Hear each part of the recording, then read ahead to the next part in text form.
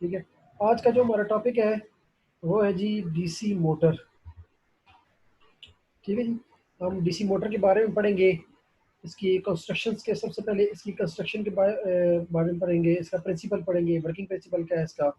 ठीक है। तो जो इसका ओवरव्यू है, पार्ट्स का ओवरव्यू करेंगे, कौन कौन से पार्ट्स होते हैं, किस किस पर्पज़ के लिए इस्तेमाल किए जाते हैं।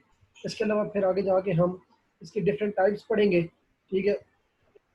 फिर डीसी मोटर से रिलेटेड थोड़े से मैथमेटिकल जो इक्वेशंस हैं वो हम डिस्कस करेंगे, इसके terminal voltages, back EMF, AD current loss, torque.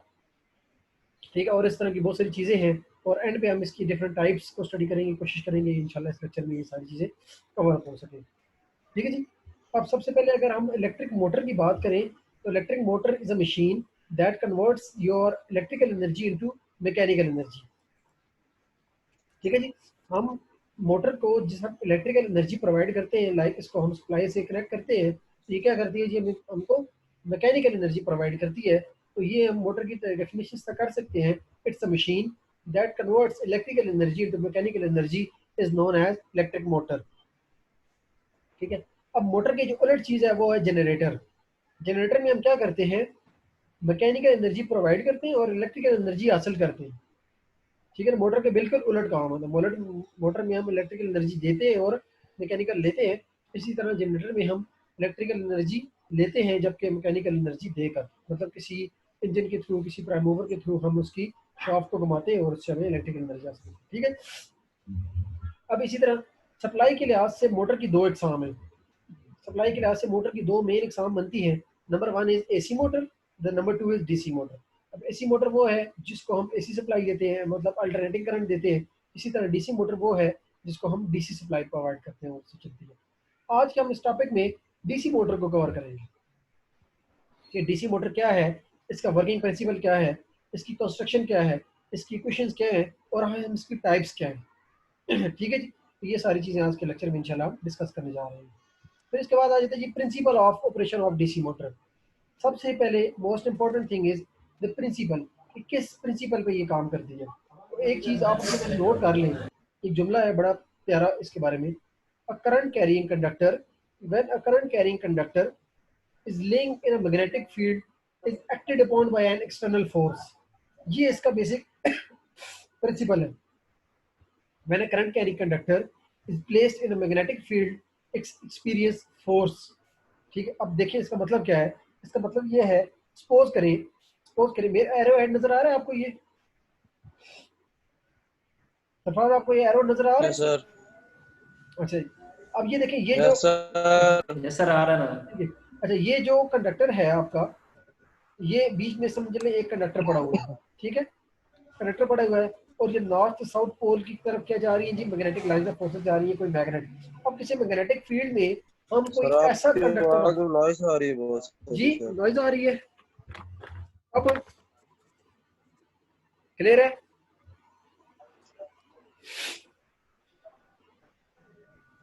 अच्छा,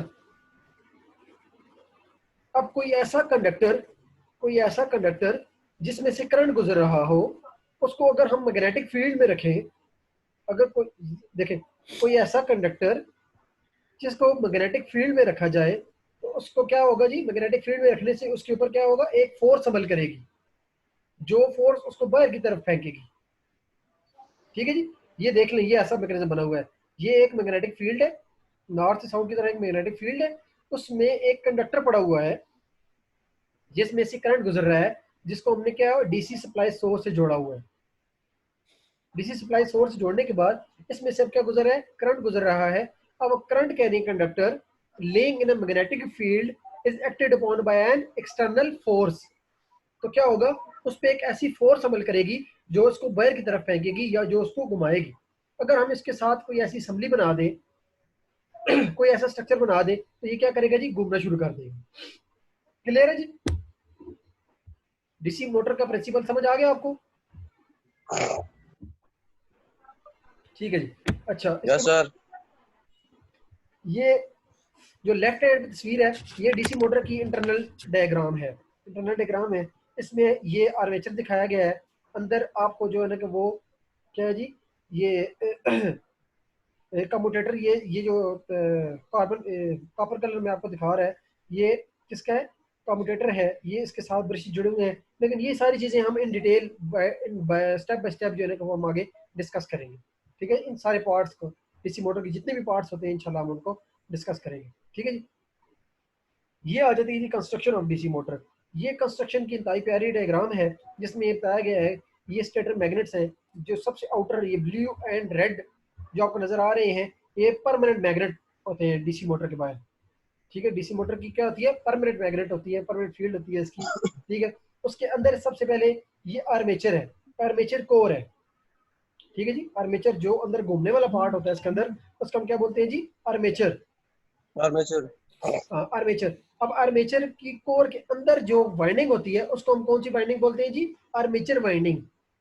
ठीक है, ये जो आपको नजर आ रही है आर्मेचर वाइंडिंग, ये जो वाइंडिंग का नाम दे रहे हैं ना, ये आर्मेचर वाइंडिंग है बेसिकली। उसके अलावा ये जो रेड एंड ब्लू नजर आ रहे हैं आपको, ये है जी कार्बन जी ब्रशेस। ब्रशेस। कार्बन ब्रशेस हैं जो किसके साथ जुड़े हुए हैं? कम्यूटेटर के साथ। आर्मेचर। नहीं नहीं, कम्यूटेटर के साथ, ये कम्यूटेटर है बेस। ठीक है, आर्मेचर ही है, लेकिन आर्मेचर के किस पार्ट के साथ जुड़े हुए? कम्यूटेटर के पास। आर्मेचर के साथ आगे एक लगा होता है कंप्यूटर छोटा के सा साथ। Part, commutator. ठीक है ना, हम आपको बताएंगे कम्यूटेटर क्या काम करता है, किसके लिए इस्तेमाल किया जाता है। ठीक है जी, ये कम्यूटेटर की ठीक। अब ये कंस्ट्रक्शन के लिहाज से तो वो ये एक फ्रंट पिक्चर की तस्वीर है उसकी, फ्रंट डायग्राम है उसकी। ठीक है, जिसमें उसने सारे पार्ट्स को बताया है। मेन फील्ड है, ठीक है, मेन फील्ड कॉयल है, पोल हेड है, इंटरपोल है, ठीक, इंटरपोल कॉयल है, एयर गैप है उसके आर्मेचर के और उसके दरमियान, पोल्स के दरमियान, आर्मेचर स्लॉट्स हैं, आर्मेचर शाफ्ट है, ठीक है, आर्मेचर वाइंडिंग है, योक है और बेस है। ये सारे पार्ट्स हैं, इन सारे पार्ट्स को हम अभी वन बाय वन डिस्कस करेंगे। ठीक है जी, ये आ जाता है सबसे पहला पार्ट है जी इसका योक। योक और फ्रेम, ये सबसे जो आउटर पार्ट होता है, जो मोटर की बॉडी होती है उसको हम क्या बोलते हैं जी? योक, फ्रेम। जो इसके ऊपर विंग्स भी बने होते हैं एयर वेंटिलेशन के लिए। ठीक है, ये इस तरह की कंस्ट्रक्शन होती है। इसको कास्ट आयरन से बनाया जाता है, ठीक है ना, कास्ट स्टील से बनाया जाता है इसको, ताकि ये जो है ना वो लो रिलक्टेंस पाथ प्रोवाइड करे टू द मैग्नेटिक फ्लक्स। ठीक है, इसके अलावा ये एक मोटर को पूरा स्ट्रक्चर प्रोवाइड करता है। फ्रेम होती है, मोटर को बेस फाउंडेशन प्रोवाइड करता है। इसके साथ अंदर पोल शूज, पोल कोर जो है ना वो जुड़े हुए होते हैं इसके साथ। ठीक है, ये सारे काम है इसके। इसके अलावा ये मोटर को डस्ट से, मॉइस्चर से और मैकेनिकल डैमेज से भी बचाता है मोटर के इंटरनल पार्ट्स को। ठीक है, ये सबसे आउटर पार्ट होता है, इसको हम क्या बोलते हैं? योक इसका टेक्निकल नेम है, फ्रेम भी इसको बोल सकते हैं। ये मोटर को मैकेनिकल सपोर्ट प्रोवाइड करता है। इसके लिए जो मटेरियल यूज होता है वो लो रिलक्टेंस मटेरियल इसके लिए इस्तेमाल किया जाता है, जिसमें आयरन आ जाता है, स्टील, सिलिकॉन स्टील आ जाता है। ठीक, इसके बाद रोल्ड स्टील आ जाता है और कास्ट स्टील एक्सेट्रा वगैरह, इससे ये इसके मटेरियल इस्तेमाल किए जाते हैं। इसके बाद जो दूसरे नंबर पे हमारा पार्ट आता है जी, these are the poles and poles core. अब पोल्स जो है made up of pole cores. ठीक है ना, ये जिस तरह आपको ये डायग्राम नजर आ रही है, ये एक पोल कोर है। ठीक है, ये क्या है जी? ये एक पोल कोर है। इसके ऊपर हम पोल। वाइंडिंग करके तो पोल बनाते हैं। ठीक है ना, इसके ऊपर क्या करते हैं? वाइंडिंग करके पोल बनाते हैं। अब ये देखिए, पोल्स आर द इलेक्ट्रोमैग्नेट्स। ये इलेक्ट्रोमैग्नेट्स होते हैं, मतलब जो इसके ऊपर वाइंडिंग होती है, इसको जब हम सप्लाई प्रोवाइड करते हैं तो ये क्या बन जाते हैं जी? इलेक्ट्रोमैग्नेट्स। इलेक्ट्रोमैग्नेट्स वो मैग्नेट्स होते हैं जो सप्लाई देने से मैग्नेट बनते हैं, उनको हम क्या बोलते हैं? Electromagnets. it produces the magnetic flux when the field winding is excited। जब फील्ड वाइंडिंग एक्साइटेड होती है, उसको एक्साइट करते हैं, पावर देते हैं, सप्लाई देते हैं, तो उस वक्त ये क्या करते हैं जी? फ्लक्स प्रोड्यूस करते हैं। बेसिकली आपके जो पोल्स हैं यही आपकी फील्ड वाइंडिंग बनाते हैं। इनको हम सीरीज में जोड़कर उससे हम क्या बनाते हैं? फील्ड वाइंडिंग बनाते हैं। बहरहाल ये हम आगे देखते हैं। Construction of pole is done using the laminated particle shapes to reduce the power loss due to the eddy current losses.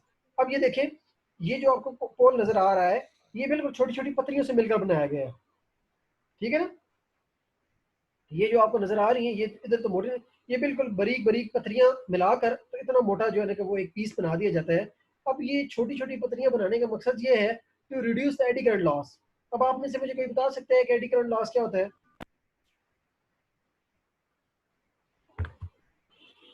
अच्छा जी, एडी करंट लॉस, ठीक है, एडी करंट लॉस वो लॉस है देखें जिस वक्त आपकी जो आर्मेचर की या पोल की जो कोर है, इसके इसके ऊपर क्या की जाती है जी, वाइंडिंग। अब जो क्योंकि वो रोटेटिंग मैग्नेटिक फ्लक्स होता है, तो वो जब कोर के साथ टकराता है तो कोर के अंदर भी क्या करता है, करंट प्रोड्यूस करता है।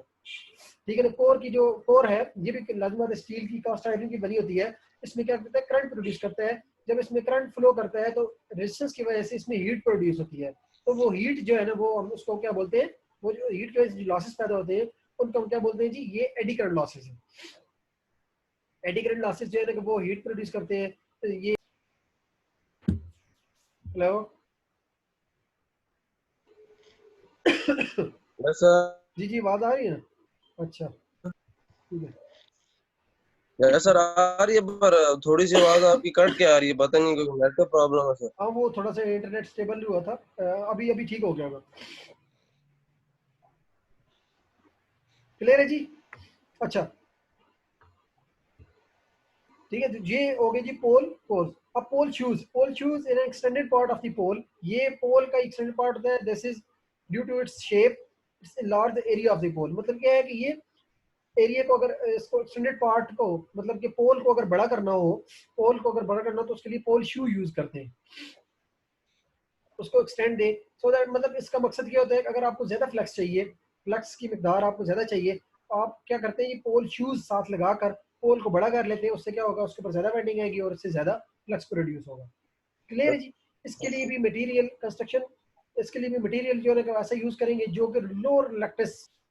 और अब आपको पता होना चाहिए जो रिलक्टेंस है, this is basically unit use to measure the magnetic flux flow. ठीक है, मतलब ये जिस तरह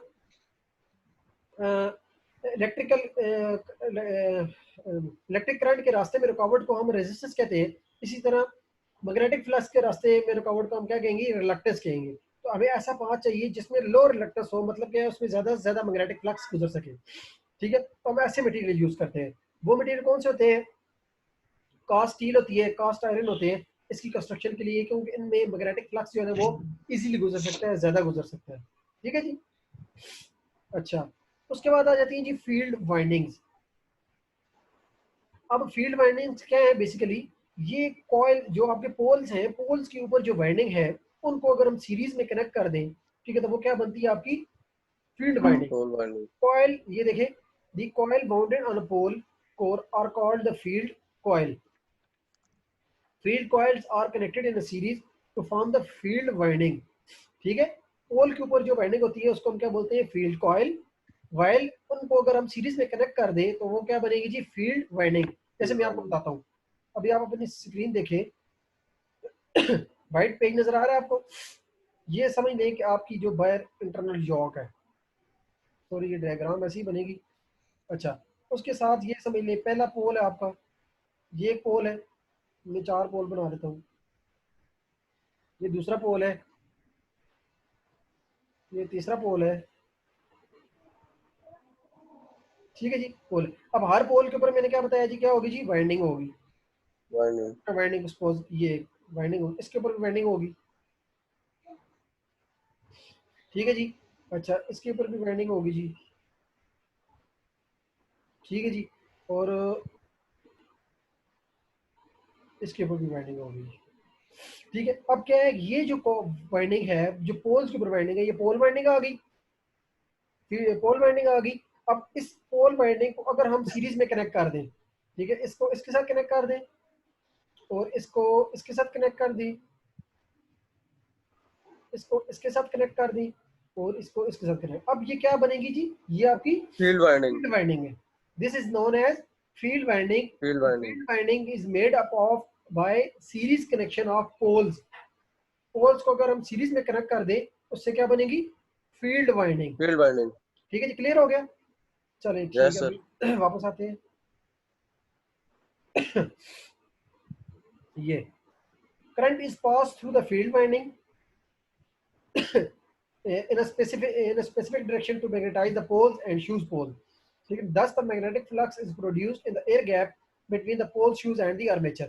अब क्या है कि इस फील्ड वाइंडिंग में आर्मेचर करंट जो है ना वो एक खास स्पेसिफिक डायरेक्शन में फ्लो करता है। ठीक है ना, जिसकी वजह से आपके जो पोल हैं जो पोल हैं वो क्या हो जाते हैं जी, पोल्स बन जाते हैं, मतलब मैग्नेटिक पोल्स बन जाते हैं, ठीक है, उन पर वाइंडिंग है तो वो एक खास पोल का किरदार अदा करते हैं। मतलब जिस वक्त पॉजिटिव पीक आता है तो उस वक्त पॉजिटिव नॉर्थ पोल बन जाता है, जब नेगेटिव पोल आता है तो उस वक्त तो क्या बन जाता है जी, साउथ पोल बन जाता है। तो वो क्या करते हैं, पोल का किरदार अदा करते हैं। Field winding is also known as exciting winding, इसको हम एक्साइटिंग वाइंडिंग भी बोलते हैं। इसके लिए मटेरियल कौन सा यूज होता है जी, इसके लिए कॉपर का मटेरियल यूज होता है, हमेशा याद रखें, अच्छी कॉपर लेमिनेटेड वायर यूज होती है। जो वायर होती है वाइंडिंग के लिए, वायर हमेशा याद रखें वो कौन सी वायर होती है जी, laminated, laminated. Laminated wire use होती है। Due to the current direction, current flow through the field winding alternating north and south poles are produce. जैसे जैसे इसमें फील्ड वाइंडिंग में तो रोटेटिंग मैग्नेटिक फ्लक्स प्रोड्यूस होता है, इसमें क्या होता है जी, नॉर्थ और साउथ पोल पैदा होते हैं। क्लियर हो गया जी। Yes sir. अच्छा, उसके बाद आ जाते हैं जी आर्मेचर, आर्मेचर कोर। अब आर्मेचर जो अंदर घूमने वाला पार्ट है मोटर का, उसको हम क्या बोलते हैं जी, आर्मेचर। अब आर्मेचर की जो कोर है वो इज सिलेंड्रिकल, आर्मेचर की सबसे पहले core is a cylindrical drum mounted on the shaft. Shaft के ऊपर ये माउंट की होती है, इसके अंदर जो है ना वो स्लॉट्स होती हैं, ठीक है ना, इस तरह ग्रूव्स बनाई गई होती हैं जिनके अंदर हम क्या करते हैं, वाइंडिंग। अब जो आर्मेचर के अंदर हम वाइंडिंग करेंगे उसको हम क्या बोलेंगे जी, आर्मेचर वाइंडिंग। ठीक है। तो armature core is a cylindrical drum mounted on the shaft. It provides with a large number of slots over it. इसके ऊपर क्या होती है जी, स्लॉट्स होती हैं। Armature conductors are placed in these slots, मतलब आर्मेचर की जो वाइंडिंग होती है वो इन स्लॉट्स में की जाती है। Armature core provides low reluctance path to the flux produced by the field winding. अब जो फील्ड वाइंडिंग की वजह से फ्लक्स प्रोड्यूस हुआ था वो आर्मेचर वाइंडिंग में क्या होगा, इंड्यूस होगा, और आर्मेचर कोर की वजह से वो क्या होगा, उसको लो रिलक्टेंस पाथ मिलेगा। मतलब क्या होगा कि आपका फ्लक्स जाया नहीं होगा। एक तो हम उसके दरमियान एयर गैप बहुत कम रखेंगे, दूसरा उसके फ्लक्स को जाया ना होने से बचाने के लिए हमने आर्मेचर की कोर जो है ना वो अच्छी मटेरियल की बनानी है। ठीक है, इसके लिए अब इसके लिए भी मटेरियल जो यूज होगा वो हाई परमेबिलिटी, हाई परमेबिलिटी से मुराद ये है जो आपके ज्यादा मैग्नेटिक फ्लक्स को पास कर, जिसकी परमेबिलिटी, इसकी प्रॉपर्टी है दैट शोज, हाई परमेबिलिटी से मुराद ये है that can carry high amount of flux, ठीक है, जो हाई अमाउंट ऑफ फ्लक्स को गुजार सकता है। लोअर रिलक्टेंस पाथ स्टील और कास्ट स्टील आयरन मटेरियल इसके लिए यूज होते हैं। ये जो नीचे आपको डायग्राम नजर आ रही है ये किसकी है जी, आर्मेचर ये की, डिग्री। आर्मेचर की है। ये देखें, ये इसके दरमियान ये जो आपको लाइन नजर आ रही है ये स्लॉट्स हैं, ठीक है। इन स्लॉट्स के अंदर क्या करते हैं हम, क्या वाइंडिंग करते हैं, ठीक है ना। और वाइंडिंग का जो भी सिरा खत्म होता है वो आगे किस पे खत्म हो रहा है, ये जो एक आपको छोटा सा पार्ट नजर आ रहा है इसको हम कम्यूटेटर बोलते हैं, आगे हम देखेंगे क्या होता है, इसके एक सेगमेंट सेगमेंट पे आके खत्म होता है, इसके साथ जुड़ा होता है। क्लियर है जी। ये क्या आ गया आपका यस सर। आर्मेचर। आर्मेचर। उसके बाद ये है जी आर्मेचर वाइंडिंग, मतलब जो आर्मेचर की स्लॉट है, आर्मेचर की जो कोर है उसके अंदर जो हमने स्लॉट्स बनाई हैं उनके अंदर जो हम वाइंडिंग करते हैं उसको हम क्या बोलते हैं जी, armature winding. Armature conductor is placed in armature slots present in the periphery of the armature core, ठीक है ना। पैरेलल जो है ना कि वो शाफ्ट की जो पैरेलल हमने स्लाइड्स बनाई होती हैं उनके अंदर हम जो वाइंडिंग रखते हैं, जो वाइंडिंग करते हैं, तारे डालते हैं, उसको हम क्या बोलते हैं जी, आर्मेचर वाइंडिंग बोलते हैं। Armature conductors are interconnected to form the armature winding. इनको हम जोड़कर कम्यूटेटर के थ्रू जोड़ते हैं, उससे क्या बनती है जी, armature winding. Winding. When the armature winding is rotated using the prime mover, it cuts the magnetic flux of lines of voltage and voltages gets induced in it. अब क्या है, ये इधर इधर दो तरह के फिनोमेना है। एक फिनोमेना ये है, अगर हम आर्मेचर के कंडक्टर्स को कम्यूटेटर के थ्रू वायर से सप्लाई प्रोवाइड करें तो ये क्या हो जाएगा, ये वायर की एक मैग्नेटिक फील्ड बनी हुई है, उसके अंदर एक ऐसा कंडक्टर पड़ा हुआ है जिसमें से क्या गुजर रहा है, करंट गुजर रहा है, ठीक है। तो ये क्या कर देगा, घूमना शुरू कर देगा, तो ये एज ए मोटर का किरदार अदा करेगा। लेकिन अगर इसी आर्मेचर को हम घुमाना शुरू कर दें हाथ से या किसी भी प्राइम मूवर से घुमाना शुरू कर दें, तो वायर एक मैग्नेटिक फील्ड ऑलरेडी बनी हुई है, उसके अंदर एक ऐसा कंडक्टर पड़ा हुआ है जो घूम रहा है, तो क्या ये किसका काम करेगा, जनरेटर का काम करेगा। तो इसके टर्मिनल पे हमें वोल्टेज मिलेंगे, मतलब अगर हम इसको वोल्टेज खुद दें तो ये घूमना शुरू कर देगा, मोटर का काम करेगा। अगर हम इसको खुद घुमाएं तो इसके टर्मिनल से हमें वोल्टेज मिलना शुरू हो जाएंगे, ये जनरेटर का काम करेगा। क्लियर है जी, इसलिए हम इसको यस आर्मेचर सर। बोलते हैं। Armature winding is connected to the external circuit load through the commutator and the brushes. ये इसकी जो आर्मेचर की जो वाइंडिंग्स है सारी आके कम्यूटेटर पे खत्म होती हैं और उनको आगे कनेक्ट किया जाता है कार्बन ब्रशेस के थ्रू चाहे उनको सप्लाई देने के लिए, उनसे सप्लाई लेने के लिए। ठीक है जी। इसके लिए कौन सा मटेरियल इस्तेमाल होता है? Armature winding is suppose to carry the entire load current, it should be made up of the conducting material such as copper. ठीक है, इसके लिए कॉपर का मटेरियल इस्तेमाल होता है। ये आ जी आपका कम्यूटेटर, ये जो पार्ट आपको नजर आ रहा है राइट हैंड पे, ये नजर आ रहा है ना, ये कम्यूटेटर है। Yes sir. ये जो वाइंडिंग नजर आ रही है, हर तार आके इसके एक सेगमेंट के साथ जुड़ी हुई होती है। ठीक है, ये इसका हर सेगमेंट एक दूसरे सेगमेंट से सेपरेट है, इंसुलेट है। इसके लिए माइका मटेरियल यूज किया जाता है। ठीक है, this is a cylindrical drum mounted on shaft long with the armature core. ठीक है, आर्मेचर कोर के साथ ये जुड़ा होता है, ड्रम की तरह की शक्ल होती है इसकी, कॉपर का बना होता है, और इसकी हर स्लॉट के दरमियान इंसुलेटर मटेरियल डाला जाता है। इसकी हर स्लॉट एक दूसरे से सेपरेट होती है। It is made up of large number of wages shaped segments of hot drawn copper। ठीक है जी। These segments are insulated from the each by a thin layer of mica। ठीक है, ये माइका के थ्रू लदा किए जाते हैं। Armature windings are tapped at a various point and these taps are successively connected to the various segments of the commutator। वही बता रहा है कि आर्मेचर की जो वाइंडिंग होती है उसको अलग-अलग टैप करके हर सेगमेंट के साथ सेपरेटली जोड़ा जाता है। ये आपको नजर आ रहा है, ये नजर आ रहा है ना। अच्छा, अब सवाल ये पैदा होता है कि कम्यूटेटर का फंक्शन क्या है? The commutator is basically used to convert your AC into DC. ठीक है जी। It converts the AC EMF generated internally into the DC. It helps to produce the unidirectional torque. Clear है जी। इसके लिए material use होगा copper, और insulation के लिए मटेरियल यूज होगा जी माइका। उसके बाद आ जाते हैं जी ब्रशेस। ये ब्रशेस जो है ना वो बेसिकली कार्बन ब्रशेस कहलाते हैं। ये करंट प्रोवाइड करने के लिए या करंट लेने के लिए, मतलब in case of motor armature को करंट देने के लिए, और इन केस ऑफ जनरेटर उससे करंट हासिल करने के लिए ये हम ब्रशेस यूज करते हैं। ये स्प्रिंग लोडेड होते हैं, हर वक्त कम्यूटेटर के साथ जुड़े रहते हैं, लेकिन परमानेंटली हम इनको सोल्ड नहीं कर सकते। वजह ये होता है कि अंदर आर्मेचर ने घूमना होता है। ठीक है, तो ये उसके साथ स्प्रिंग लोडेड होते हैं, जुड़े होते हैं। Current are connected conducted from the armature to the external load by carbon brushes which are held against the surface of the commutator by springs। मतलब ये springs के साथ जोड़े जाते हैं। Functions of the brushes to collect the current from the commutator and apply to the external load in the generator and vice versa in the motor। मतलब क्या है, इन केस ऑफ मोटर ये क्या करते हैं, बाहर से करंट लेकर अंदर कम्यूटेटर के थ्रू आर्मेचर को प्रोवाइड करते हैं, और इन केस ऑफ जनरेटर ये आर्मेचर से करंट लेकर कम्यूटेटर के थ्रू बाहर सप्लाई मेन्स को उससे करंट हासिल करते हैं, मतलब लेने के लिए इस्तेमाल किए जाते हैं दोनों के। इसके लिए जो मटेरियल यूज होता है वो कार्बन यूज होता है। Brushes are made up of carbon and they are rectangular in shape. ये मुख्तलिफ तरह शेप के हो सकते हैं। ये नजर आ रहे हैं, ये पीछे से स्प्रिंग लोडेड होते हैं और ये इस तरह जुड़े होते हैं। ये नजर आ रहे हैं, ये आपका उसका सेगमेंट है, एक कम्यूटेटर का एक सेगमेंट है, और उसके साथ ये पीछे से ये सपोज करें ये स्प्रिंग है, ये स्प्रिंग के साथ ये हर वक्त जुड़े रहते हैं इस तरह। ठीक है, क्योंकि इसने घूमना होता है तो इस तरह हमें इसके साथ तार तो फिक्स नहीं कर सकते ना, क्योंकि इसने तो घूमना होता है। तार करेंगे तो वो तो रोटेट हो जाएगी, इसलिए कनेक्शन हासिल करने के लिए कार्बन ब्रशेस का तरीका इस्तेमाल किया जाता है।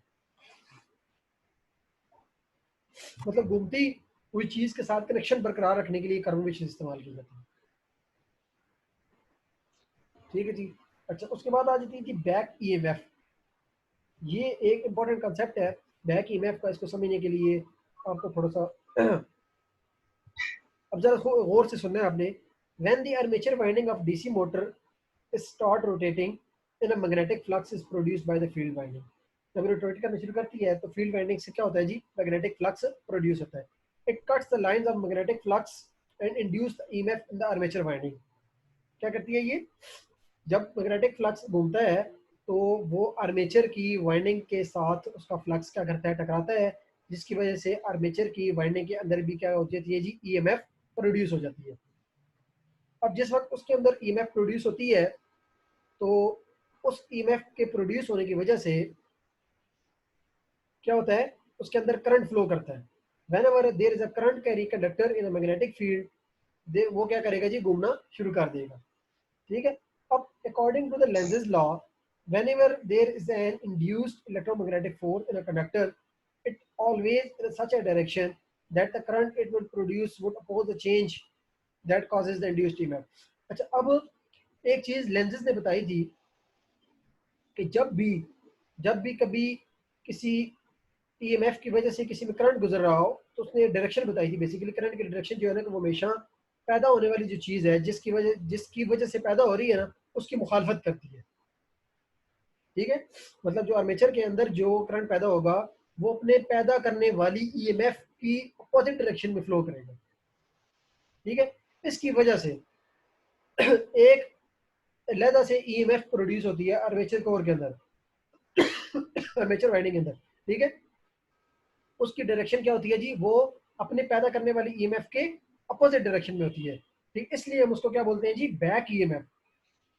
ये इंतहाई इंपॉर्टेंट फैक्टर है बैक ईएमएफ का, ये आगे जाके बहुत ज्यादा काम आता है मोटर में। This induced EMF acts in opposite direction.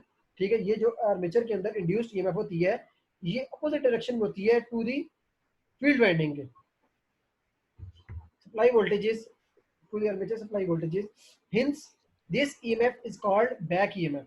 अब बैक ईएमएफ को मेजर कैसे करते हैं, E B is equal to N phi G P over 60A, ये इसका फार्मूला है। अब इसमें एन क्या है, एन है जी इसमें स्पीड कि आर्मेचर की जो आप है ना वो आपका कितनी स्पीड के साथ घूम रहा है।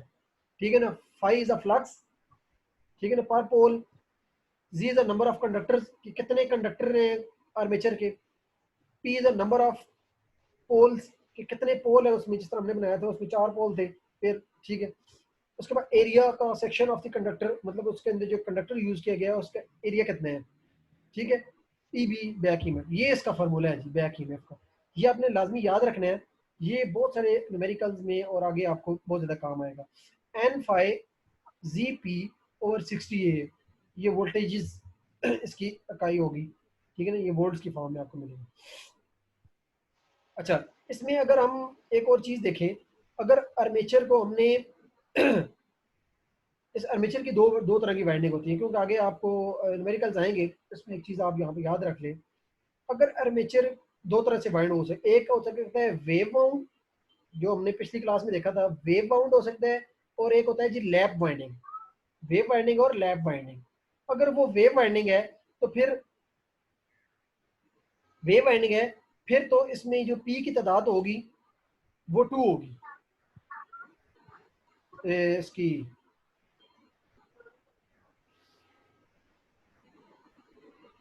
पी की तादाद उसमें 2 होगी। लेकिन अगर वो एक अपना एक वेव बाउंडेड है और एक दूसरा कौन सा था, लैप, अगर वो लैप बाइंडिंग है तो फिर वो बताएगा कितने पाथ हैं करंट के। ठीक है जी, क्लियर हो रहा है, जरा सा बताएं यस हाथ सर। हिला के।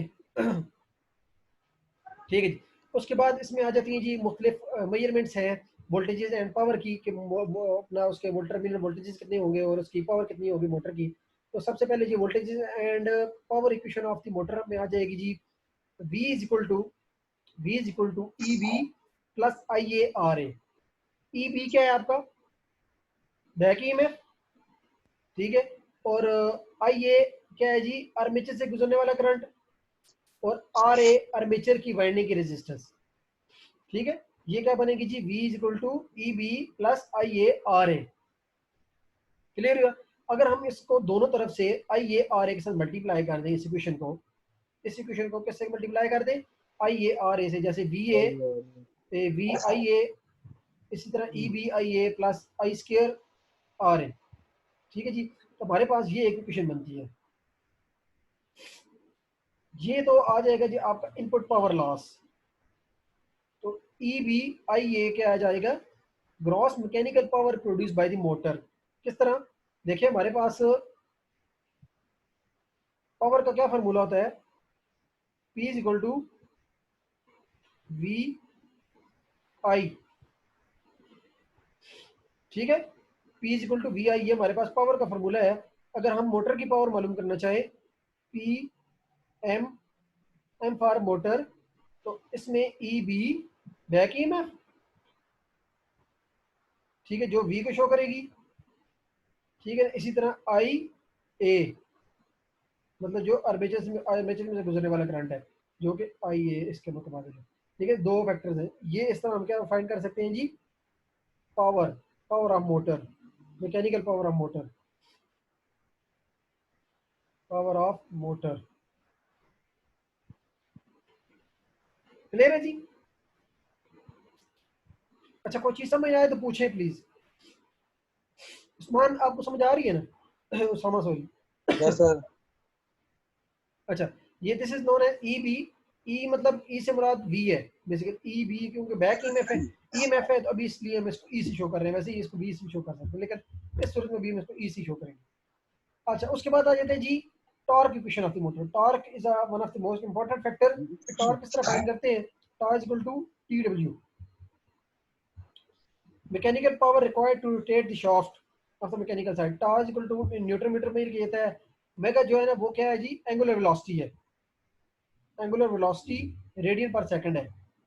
ठीक है, बैक ईएमएफ इन वोल्ट्स आपका ये सारा कुछ करके मैं आपको इसकी दूंगा। टा जो है ना वो basically is directly proportional to 5/A।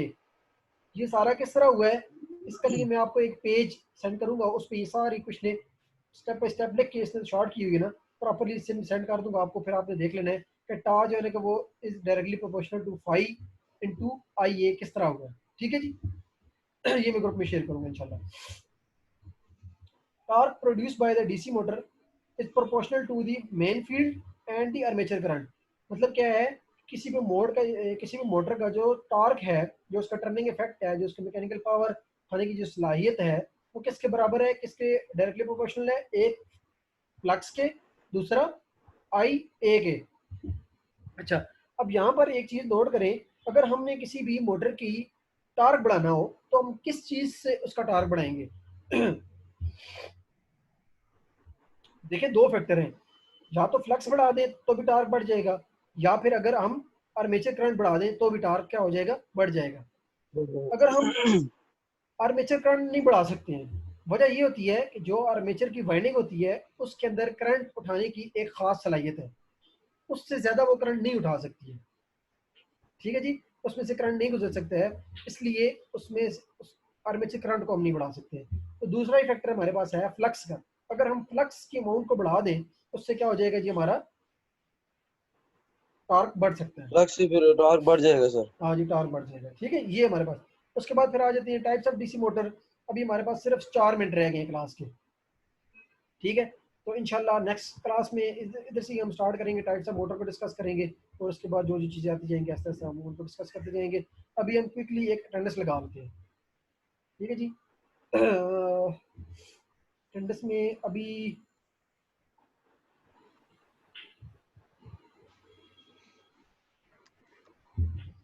कौन एक उसामा तारिक है। Yes sir. उसामा तारिक कहाँ पर है? और मोहम्मद, यस। दूसरा कौन है? सरफराज। मोहम्मद। सरफराज है सर, मोहम्मद सरफराज। ठीक है, सरफराज, मोहम्मद सरफराज। ठीक है जी, ये आप सर लोगों ने। इनके नोट्स मिलेंगे हमें सर? नहीं। हाँ जी, ये मैं आपको सेंड करूंगा ना, ये मैं सेंड करूंगा। इसके अलावा यस सर। मैंने आपको ये भी बताया कि ये वाली जो वीडियो होगी ना, रिकॉर्डेड वीडियो, हमारा जो लेक्चर होगा, ये मेरा अपना यस यूट्यूब सर। चैनल है, उस पर भी सेंड कर दूंगा। आपने वो किया है सब्सक्राइब उसको? सर ये आप ग्रुप में लिंक सेंड कर देना अपने यूट्यूब चैनल का। हाँ जी, मैं ग्रुप में उसका लिंक सेंड करता हूँ ना, तो आप उस चैनल को भी सब्सक्राइब कर दें। ये वाली वीडियोस में इंशाल्लाह 1-2 दिन तक वहाँ पर भी अपलोड कर दूंगा, अगर आपको कोई मसला हो, दोबारा वीडियो भी आप देख सकते हैं। ठीक है, उस चैनल को भी सब्सक्राइब करें, यस और तो सर। फिलहाल उसमें दूसरी मोटिवेशन लेक्चर्स हैं वो भी सुना करें। इंशाल्लाह वो आपके भले के लिए, फ़ायदे के लिए हैं। देखें, इंशाल्लाह आपको काफ़ी फ़ायदा होगा। ठीक है जी? Yes sir. अच्छा, अब आपको कोई भी क्वेश्चन हो, ठीक है, अभी तक जो हमने चीज़ पढ़ी है, या इसके अलावा आपका कोई क्वेश्चन है, आप पूछना चाह रहे हो, तो ज़रूर मुझसे पूछें। हमारे पास सिर्फ 3 मिनट है। उसामा, सरफराज, कोई क्वेश्चन है तो प्लीज़ पूछें जी।